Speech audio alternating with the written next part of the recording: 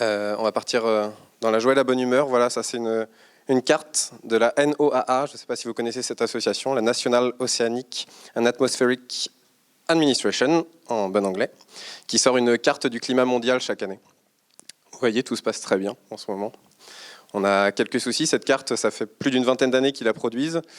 Et chaque année, il y a de plus en plus de petits points rouges un peu partout. Nos modes de production, ils ont énormément évolué en 100 ans. Là.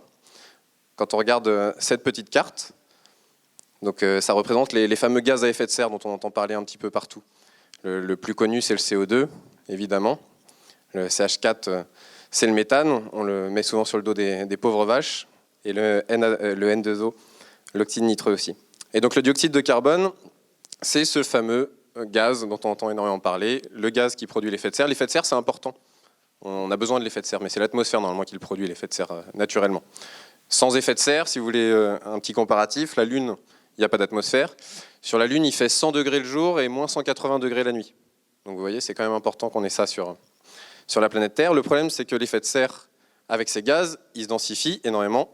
Et on commence à avoir des petits problèmes. C'est ce qu'on appelle gentiment le dérèglement climatique, le réchauffement climatique, dont on entend parler un petit peu partout. Alors on parle beaucoup de l'énergie autour de ce sujet-là. On se dit, ouais, mais c'est à cause de l'énergie, c'est nos modes de production d'énergie, de consommation d'énergie. Et on parle très peu en fait des matières premières. Alors que les matières premières, c'est celles-ci qui vont avoir besoin de beaucoup d'énergie pour produire tout ce qui nous entoure, là, partout. Et forcément, dans le monde de la construction, ça va aussi se passer comme ça. Depuis, pour vous donner quelques chiffres, au début du XXe siècle, la biomasse, donc la biomasse en gros c'est tout ce que toutes les matières organiques produites par la terre d'origine végétale ou animale, la biomasse ça couvrait 75% des besoins mondiaux en matières premières. Ça c'était au début du XXe.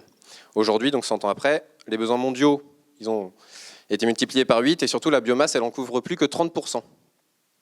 Donc il y a un gros déséquilibre qui est en train de se faire. Quand on pense que le béton c'est la deuxième matière la plus consommée au monde après l'eau, et quand on se dit que depuis 100 ans, l'extraction des matières premières à destination du monde de la construction ont été multipliées par 34. C'est bon, vous êtes assez abattus, on arrête là pour les chiffres. Donc le monde de la construction, 60% des ressources minérales extraites sur la Terre, elles servent à construire aujourd'hui.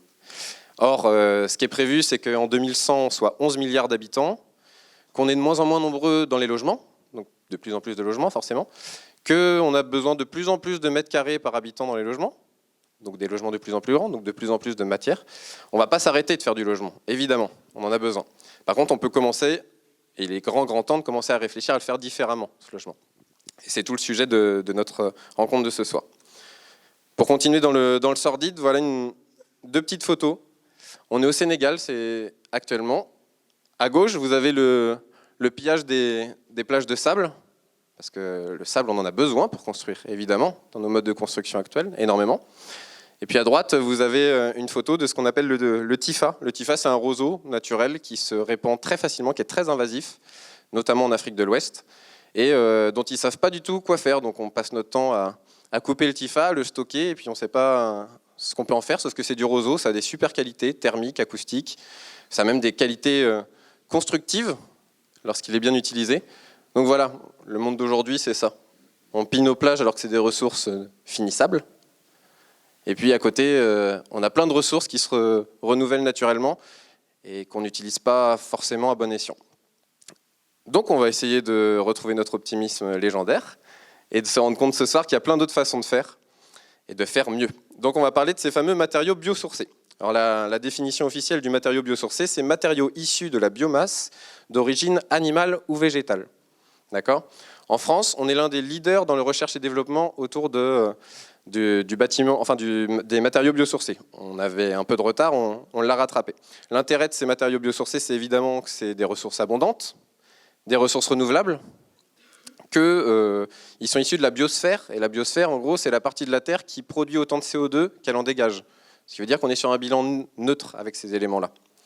A contrario de la lithosphère, le minéral va plutôt être sur la lithosphère, où là, on n'a pas du tout ces capacités de transfert. Et puis, surtout, la biosphère, tout l'intérêt, enfin les matériaux biosourcés, tout l'intérêt, c'est le peu d'énergie grise. On a des matériaux qui sont d'ores et déjà utilisables avec très peu de transformation en tant que tels. Quand on voit ce qu'il faut comme énergie à utiliser lorsqu'on veut fabriquer 1 mètre linéaire d'IPN en acier, je vous assure qu'il y a des petits soucis.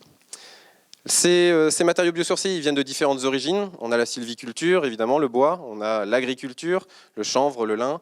On a l'aquaculture, les algues. Oui, les algues, c'est aussi un matériau qui peut être utilisé. On va en parler tout à l'heure.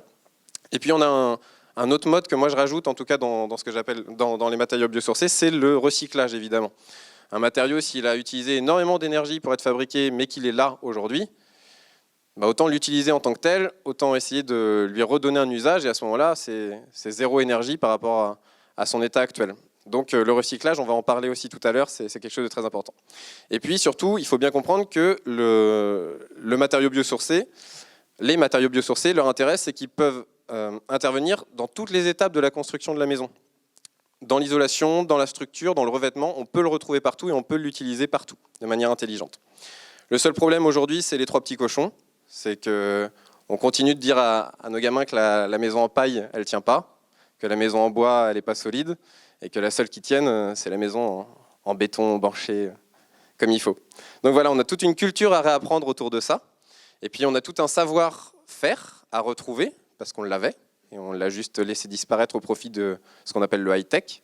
Donc une jolie ode au low-tech ce soir, grâce à nos intervenants. Donc je vais laisser la parole à Stéphie Kerzulek pour une première intervention.